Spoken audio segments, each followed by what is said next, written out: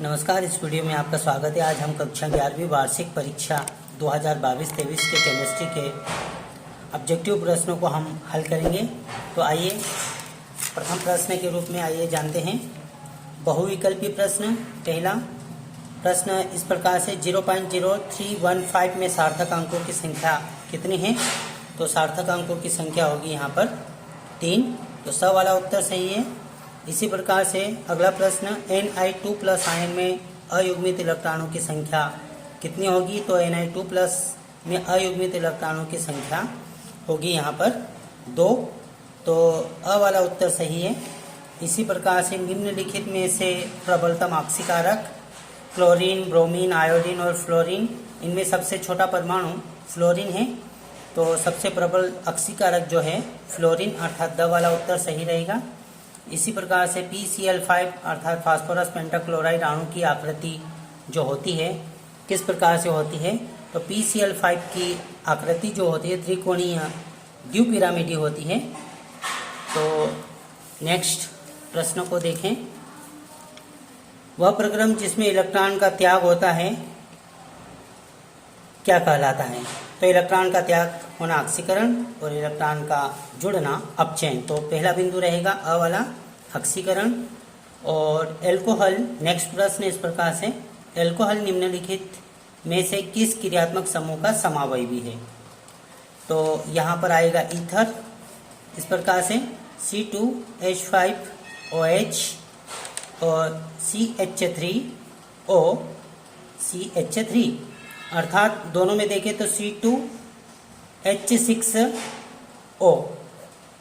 Alcohol और ether दोनों में अणु का सूत्र एक जैसा ही है।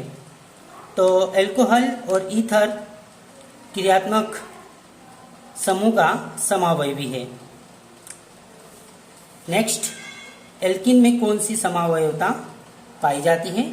तो एल्किन में ज्यामितीय समावयवता पाई जाती है। तो पहला प्रश्न जो बहुविकल्पी वाला था उसको हमने हल किया। नेक्स्ट, इस प्रकार से रिक्त स्थानों की पूर्ति कीजिए। तो आइए इस प्रश्न को हम जानें। रिक्त स्थानों की पूर्ति, तो एवोगैड्रो जो संख्या है इसका मान, एवोगैड्रो संख्या का मान 6.022 × 10⁻23 होता है। समूह 13 से 18 के बीच के जो तत्व होते हैं ये पी ब्लॉक के तत्व कहलाते हैं। पी ब्लॉक के तत्व कहलाते हैं। तो समूह 13 से 18 तक के जो तत्व होते हैं पी ब्लॉक के तत्व कहलाते हैं। लुईस के अनुसार अम्ल, यहाँ पर प्रोटॉन आ रहा है अर्थात कंफ्यूजन वाला प्रश्न है। लुईस के अनुसार अम्ल इलेक्ट्रॉन युग्म ग्राही होता है अर्थात यहाँ पर आना चाहिए इलेक्ट्रॉन, और प्रोटॉन आया अर्थात ब्रांस्टेन लारी के सिद्धांत के अनुसार, तब यहाँ पर ब्रांस्टेन और लारी आना चाहिए था। यदि प्रोटॉन आया तो यहाँ पर ब्रांस्टेन और लारी के सिद्धांत के अनुसार अम्ल प्रोटॉन युग्म दाता होता है। जबकि लुईस आया तो अम्ल यहाँ पर प्रोटॉन न आकर यहाँ पर इलेक्ट्रॉन आना चाहिए। तो लुईस के अनुसार अम्ल इलेक्ट्रॉन युग्म ग्राही कहलाते हैं। तो ये कंफ्यूजन वाला प्रश्न है, इसे हम अभी हल नहीं करते हैं। नाइट्रोजन अणु में पाईबंद की जो संख्या होती है वो 2 होती है। 2 पाईबंद पाए जाते हैं नाइट्रोजन में। ग्लिसरीन का जो शोधन होता है निर्वात आसवन विधि द्वारा किया जाता है। तो हम यहाँ पर लिख सकते हैं निर्वात आसवन विधि। तो ग्लिसरीन का शोधन निर्वात आसवन विधि द्वारा किया जाता है। और ब्रह्मांड की एंट्रोपी, नेक्स्ट प्रश्न, ब्रह्मांड की एंट्रोपी में लगातार बढ़ोतरी हो रही है। तो हम लिख सकते हैं बढ़ रही है या बढ़ोतरी हो रही है। ब्रह्मांड की एंट्रोपी लगातार बढ़ रही है अर्थात अनियमितता लगातार बढ़ रही है। एसिटिलीन में प्रत्येक कार्बन परमाणु में जो संकरण होता है वह sp। एसिटिलीन में प्रत्येक कार्बन परमाणु पर sp संकरण पाया जाता है। हमने रिक्त स्थानों की पूर्ति वाले प्रश्न को हल किया। नेक्स्ट प्रश्न इस प्रकार से, सही जोड़ी। प्रोटॉन की खोज, यहाँ पर पुनः एक गलत ऑप्शन दिया है। प्रोटॉन की खोज तो यहाँ पर चैडविक दे दिया अर्थात ऑप्शन में यहाँ पर चेडविक नहीं आना चाहिए था, अर्थात इधर के जो ऑप्शन दिए हैं यहाँ पर चेडविक नहीं आना चाहिए था। तो प्रोटॉन की खोज ई गोल्डस्टीन ने की और इसका नाम रदरफोर्ड ने रखा, अर्थात यहाँ पर रदरफोर्ड और ई गोल्डस्टीन आता तो सुमेलित हो जाता। तो चेडविक यहाँ पर गलत है। तो प्रोटॉन की खोज अर्थात ये इससे सुमेलित होता प्रथम से, तो जो कि गलत है। चेडविक बिल्कुल भी नहीं आएगा यहाँ पर, या तो ई गोल्डस्टीन या रदरफोर्ड दोनों में से कोई भी आ सकता। अब मेंडलीव का आवर्त नियम परमाणु भार पर आधारित है, तो सेकेंड ये। और बंध लंबाई को नापने की इकाई जो होती है अंगस्ट्रॉम होता है, तो तीसरा ये रहेगा। तीसरा रेखीय अणु जो है BeCl2 बेरियम क्लोराइड का अणु रेखीय अणु होता है, तो ये चौथा आएगा।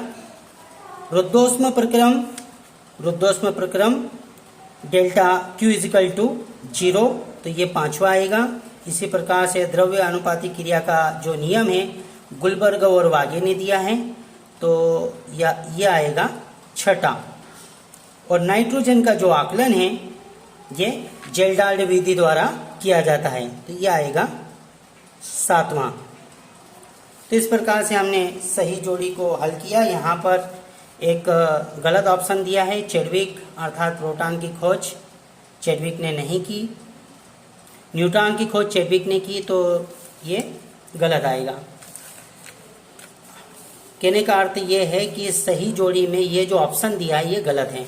अब नेक्स्ट एक वाक्य में उत्तर दीजिए। तो बेंजीन का जो मूलानुपाती सूत्र है वो रहेगा CH, अर्थात बेंजीन का सूत्र C6H6। तो बेंजीन का जो मूलानुपाती सूत्र है वो CH। इसी प्रकार से नेक्स्ट प्रश्न, सोडियम बुनसन ज्वाला को कौन सा रंग प्रदान करता है, अर्थात सोडियम को यदि बुनसन ज्वाला में जलाएं तो कौन सा रंग प्रदान करता है, तो ये रहेगा सुनहरा पीला। इसी प्रकार से नेक्स्ट प्रश्न LCaO का पूरा नाम, तो हम लिख देते हैं यहाँ पर liner combination of atomic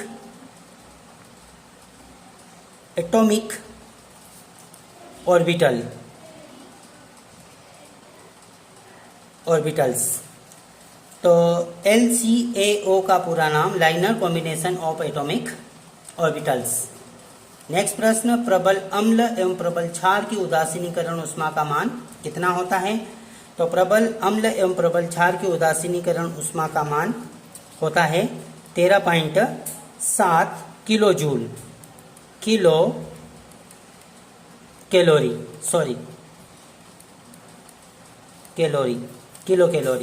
1 calorie ऊष्मा का मान कितने जूल के बराबर होता है?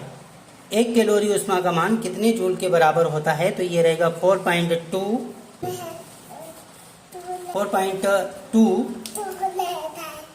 जूल के 4.2 जूल के बराबर।